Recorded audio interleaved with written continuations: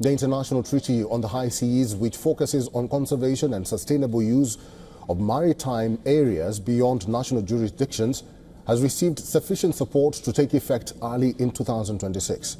Speaking at the third United Nations Ocean Conference in Nice, French President Emmanuel Macron says 55 countries' ratifications on the treaty have been completed. Around 15 are in progress with a definite date, and another 15 will be completed by the end of the year, meaning that the required 60 ratifications will be achieved.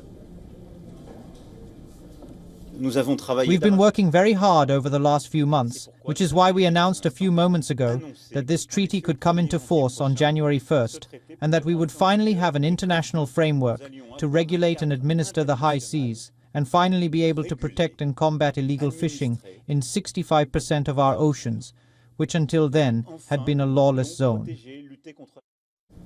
The High Seas Treaty, adopted in 2023, would permit countries to establish marine parks in international waters, which covers nearly two-thirds of the ocean and are largely unregulated.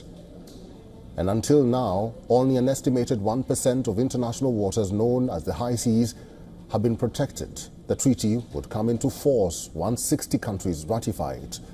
The US has not yet ratified it and is not expected to do so during the conference.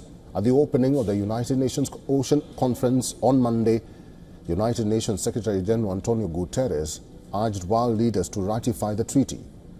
Guterres cautioned that illegal fishing, plastic pollution, and rising sea temperatures threatens delicate ecosystems and the people who depend on them. And we must embed ocean priorities across climate, food systems, and sustainable finance. Because without a healthy ocean, there can be no healthy planet. For all the latest news, download the WION app and subscribe to our YouTube channel.